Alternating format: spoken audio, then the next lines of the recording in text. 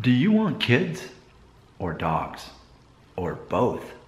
I think this is a very relevant question to ask in American culture because it seems that there's a lot to be understood about you based on how you answer that question. What I perceive as reality is that in modern day American culture, dogs are treated in the likeness of children. So much so that if a young couple does not have children or a couple does not have children, then they say, well, I have 2 fur babies, and they're talking about dogs. And so much so that often these dogs are being given human names.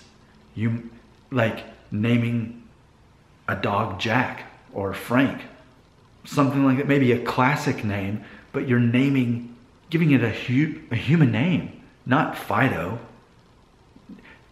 but like an actual human name, James. Yeah, that's what people are doing. It's like literally people are treating dogs as if they were children. And this is part of the cultural norm. It's being accepted. So it's interesting because there are couples that are married and they're completely happy with their fur babies. And what I try to comprehend is how much money goes into that. Let's say that your dog has a good life of 13 years. In my mind, I think of how much money that costs to feed and take to the vet, and then when it's sick, and then if it needs surgery, and I think of all the dollar signs of how much that adds up for a dog. And that's if you just have one, and then 13 years, then you have to go through the grief of losing that family member, and then eventually maybe you get another, and then the whole. So it's hard for me to understand, but I'm giving myself away here, aren't I? Because I'm not someone who has any pets. So in the 10 and a half years that my wife and I have been married, we've never had a pet. We have 2 human pets. Is that the reverse of saying fur babies, human pets? Is that what I needed to say? Is that the fair exchange there? Because in my mind, I think, how in the world could I have animals in addition to kids? As much time and energy and money we invest in our children, then on top of that to think, okay, well, let's have 2 dogs and let's also spend time, energy, money on them as well. And then if we want to go somewhere, to go out of town, we're going to have to either take them with us, we're going to have to pay to put them somewhere, the dogs I'm talking about. And not to mention, they're going to mess up our house. We've been in this house for 4 years and it's a nice house. I can't imagine having to clean up after a beast that lives in a home on top of everything else. No, see, but you can tell I'm very clearly one of the people who's, okay, yeah, let's have 2 kids. Let's be that American family. Let's have the 2 kids, the boy and the girl. That's great. Okay, we're good to go. All right.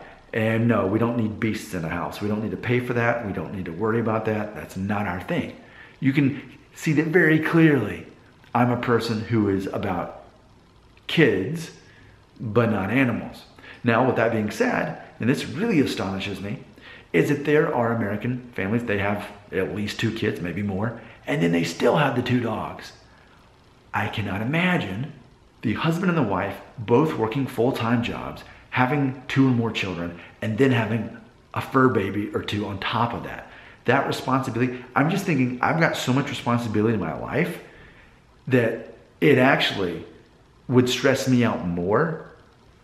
And I just now thought of this as I'm making the video. Okay, if it were to be offered, okay, you're either going to have a 3rd child, or you're going to have to, in addition to your 2 term, you're going to now be taking care of a dog. You're going to be raising it as a puppy. It's a mutt, so that way it's clear on my conscience, because that's what society praises is the shelter dog. Let's say it's a puppy in a shelter, and we save it and we raise it from a puppy. And I can either raise the puppy or I can raise a 3rd child. I would choose a 3rd child over a dog. I would.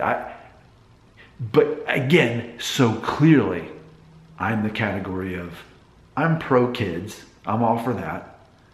But I cannot imagine dogs. And then there's other people who are completely content with the dogs, and it's not the end of the world for them that they don't have kids. They're happy with the dogs. And then there's the people who can handle both. I can't imagine that.